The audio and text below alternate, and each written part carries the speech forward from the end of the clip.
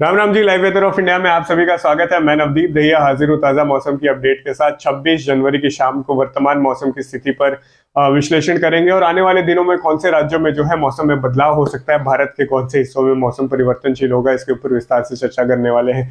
लगातार पिछले दिनों से देखा जा रहा है कि मौसम में कोई खास बदलाव नहीं देखने को मिला, लगातार स्थिरता बनी हुई है।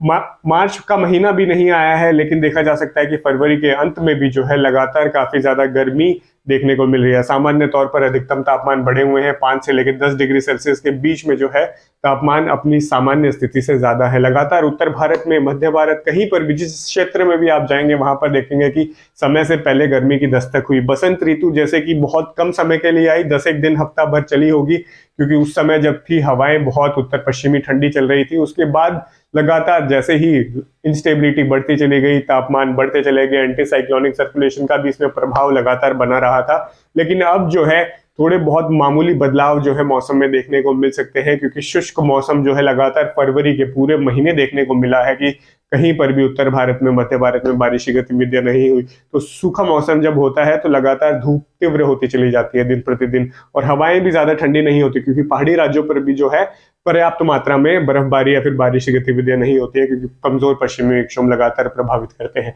26 तारीख की अगर हम शाम को भी अगर देखें, मौसम की वर्तमान स्थिति का विश्लेषण करें सैटेलाइट इमेजरी द्वारा, तो एक पश्चिमी विक्षोभ जो है अब जम्मू कश्मीर, हिमाचल प्रदेश और उत्तराखंड के ऊपरी पहाड़ी इलाकों को प्रभावित कर रहा है। सैटेलाइट इमेजरी से ये देखा जा सकता है। बाकी देश के विभिन्न हिस्से जैसे कि उत्तर भारत, मध्य भारत, पश्चिमी भारत, पूर्वी भारत में सभी जगहों पर और दक्षिण भारत में भी मौसम साफ बना हुआ है, कहीं पर भी बारिश की गतिविधियां नहीं देखने को मिल रही हैं। लेकिन पश्चिमी विक्षोभ के हल्के प्रभाव के चलते राजस्थान के कुछ भागों में जो है बादलों का निर्माण देखने को मिला है, लेकिन ये अभी अक्षम है किसी भी प्रकार की बारिश की गतिविधियां करने में, क्योंकि इसमें कोई एडिशनल फैक्टर जैसे कि नमी की मात्रा वाली हवाएं होती हैं, साइक्लोनिक सर्कुलेशन होता है, उसका प्रभाव इसमें नहीं विकसित हो पाया। लेकिन 28 फरवरी से जो एक और ताजा पश्चिमी विक्षोभ इस समय देखा जा सकता है काबुल के आसपास, ये जो है पूर्वी दिशा में आगे बढ़ते हुए जो है भारत के हिस्सों को प्रभावित करना शुरू कर देगा, जिसके चलते जो है बारिश की गतिविधियां कुछ इलाकों में, मैदानी इलाकों में, खासकर पंजाब के आसपास, उत्तरी राजस्थान और उत्तरी हरियाणा में जो है देखने को मिल सकती हैं। पहाड़ी राज्यों पर ताजा बर्फबारी की गतिविधियां देखने को मिलेंगी। थोड़ी सी विस्तार से अब जो है हम इस पर चर्चा कर लेते हैं। जैसे कि हमने बात की कि पश्चिमी विक्षोभ आने वाला है, तो 1 तारीख के आसपास हम देखेंगे कि हवा की दिशा भी बदल जाएगी। मतलब 28 फरवरी, 1 और 2 मार्च को हवा की दिशा बदलकर दक्षिणी हमें देखने को मिलेगी कि राजस्थान, हरियाणा, पंजाब, दिल्ली, एनसीआर, यूपी की तरफ होने लग जाएंगी। इससे नमी की मात्रा बढ़ती है, क्योंकि ये सीधा अरब सागर से घूमकर जो है उत्तर भारत का रुख करती है। मध्य प्रदेश के आसपास भी हवा की गति जो है दक्षिणी हो जाएगी। तापमान में इसमें वृद्धि होगी, इंस्टेबिलिटी को बढ़ाएगा, क्योंकि गर्मी भी बढ़ेगी, नमी की मात्रा भी बढ़ेगी, जिससे गरज चमक के बादलों का निर्माण होना इस क्षेत्र में संभवित है। लेकिन उसका फैलाव थोड़ा कम रहेगा, क्योंकि पीछे से जो पश्चिमी विक्षोभ आ रहा है वो इतना ज्यादा सक्रिय नहीं है। इसलिए इस प्रकार की जो स्थिति होती है वो छिटपुट इलाकों में या फिर कहीं 0 से 25% और कुछ इलाकों में 25 से 50% हिस्सों के बीच में ही देखने को मिलती है और ज्यादा तीव्र नहीं होती है।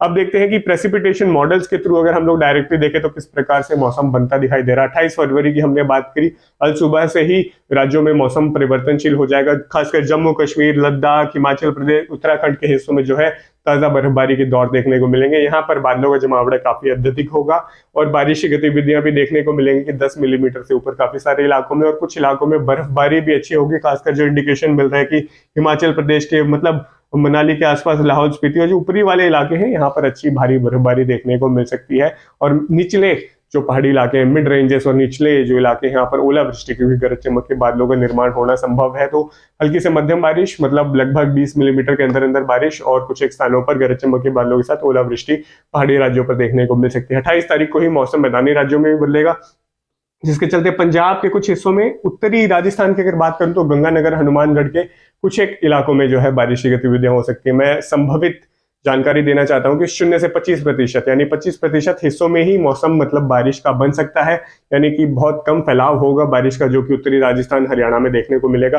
पंजाब में हालांकि 25 से 50% हिस्सों में इसका प्रभाव हो सकता है, यानी कि आधे इलाके अभी भी पंजाब के कुछ ऐसे होंगे जहां पर बारिश की गतिविधियां ना देखने को मिले। तो इस दौरान देखने को मिलेंगे कि 28 तारीख को बारिश की गतिविधियां शुरू हो जाएंगी कुछ इलाकों में, तो मौसम परिवर्तनशील हो जाएगा आखिरकार। बादलवाही थोड़े बहुत ज्यादा इलाकों में भी हो सकती है, दिल्ली एनसीआर, पश्चिमी यूपी और राजस्थान के और अरावली वाले जो क्षेत्र हैं, यहाँ तक भी बादलवाही छा सकती है। उसके बाद 1 मार्च को थोड़ा सा फैलाव जो है बारिश का बढ़ सकता है, जिसके संकेत हमें देखने को मिल रहे हैं कि पंजाब की तरफ थोड़ा सा एक्यूमुलेशन बढ़ता दिख रहा है और फैलाव भी बढ़ता देखने को मिल रहा है। 1 मार्च को देखेंगे कि पहाड़ी राज्यों पर अच्छी बर्फबारी जारी रहेगी। जम्मू कश्मीर में भी जो है बारिश की गतिविधियां और बर्फबारी की गतिविधियां ऊपरी पहाड़ों पर अच्छी देखने को मिलेगी। उत्तराखंड में भी गरज चमक के साथ बारिश की गतिविधियां होंगी, कुछ इलाकों में ओलावृष्टि देखने को मिल सकती है। और मैदानों में फिर आते हैं, पंजाब में अच्छी खासी जो है स्थिति देखने को मिलेगी कि फैलाव 50% तक हो सकता है बारिश का, और बारिश की गतिविधियां भी 10 से लेकर 15 मिलीमीटर के बीच में हो सकती है। और गरज चमक के बादल बनेंगे क्योंकि दक्षिण पश्चिमी हवाएं आएंगी, जिसके चलते कुछ इलाकों में ओलावृष्टि की संभावनाएं भी इस दौर में देखने को मिल सकती है। हरियाणा, पंजाब और बाकी इलाकों की भी बात कर लेते हैं, क्योंकि उत्तरी राजस्थान में संभवित है कि गंगानगर, हनुमानगढ़, चूरू और अरावली वाले जो क्षेत्र हैं, जैसे कि झुंझुनू, पिलानी के आसपास, अलवर के आसपास, दौसा, यहाँ पर भी कुछ इलाकों में 0 से 25% हिस्सों में गरज चमक के बादल खासकर देर दोपहर और शाम के आसपास बन जाते हैं। तो मार्च का महीना लगने वाला है, इसका मतलब है कि बारिश गतिविधियां जो है शाम से लेके देर रात्रि के बीच में या सुबह के अल सुबह तक भी जो है देखने को मिल सकती है इन इलाकों में, लेकिन इनका फैलाव काफी कम देखने को मिलेगा। साथ ही साथ दिल्ली एनसीआर में भी संभावना है कि 1 मार्च के आसपास कुछ एक गरज चमक के बादल बन जाए।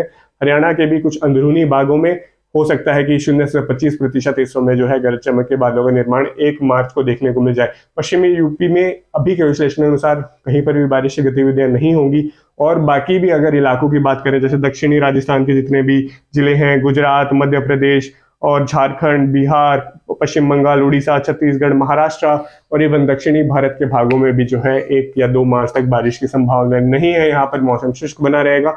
और तापमान के बारे में भी थोड़ी सी जो है चर्चा अब हम कर लेते हैं, क्योंकि दक्षिणी हवाएं जैसे ही आएंगी तो तापमान में और वृद्धि होती है। मैक्सिमम टेम्परेचर जो है खासकर बढ़ना शुरू हो जाता है, और न्यूनतम तापमान में भी 3 से 4 डिग्री सेल्सियस की बढ़ोतरी देखने को मिलती है।